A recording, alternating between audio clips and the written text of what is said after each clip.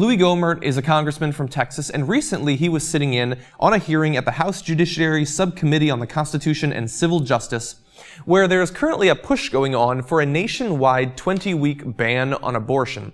So they had speakers come in to talk about their views. One was a woman named Christy Zink. She was testifying.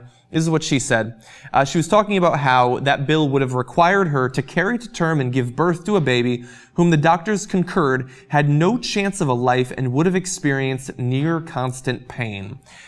So what she's talking about there is that sometimes the reason for an abortion is not simply the choice of a woman, as Republicans might like to frame it, but the babies that they're carrying to term have no viability. They can be brought to term, they can be given birth to, but they don't have any brain activity. Maybe they have massive health problems and would not survive after giving birth.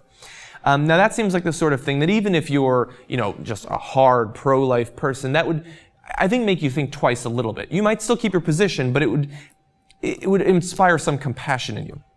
But not if you're Louie Gohmert, it turns out. So he responded to what Christy Zink was saying with this.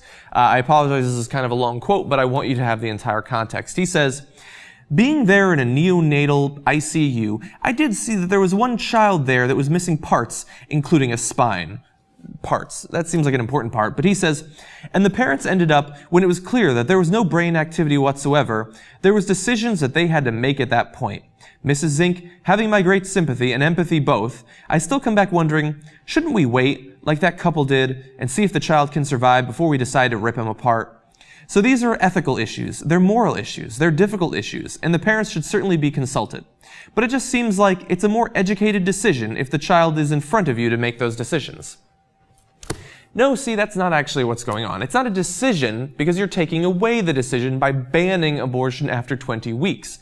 There you're saying, we'll let you make a decision at some point after the baby's already born, after it's illegal to have any sort of abortion.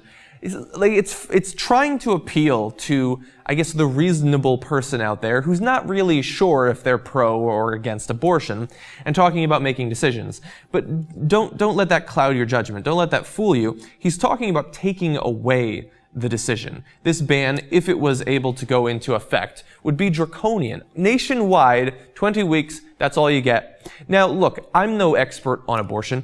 I don't know biologically what time is right to make that determination. I don't know ethically what line we should draw there. The line should be somewhere, I understand that, but I don't feel qualified to say exactly what week it makes sense to do that.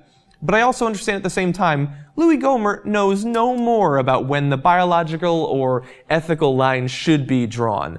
This is a man who, from his past experiences, his past statements, doesn't seem fit to govern his own Netflix instant queue, let alone the legality and morality of abortion. What we're talking about here, what Christy Zink was talking about, is an infant who possibly has no brain function aside from the pain that they're experiencing, a mother who's experiencing both physical and emotional trauma that I, as a male and as young as I am, not having gone through this, can't hope to understand, but I can at least speculate that it's horrifying. It's one of the worst things that you can go through.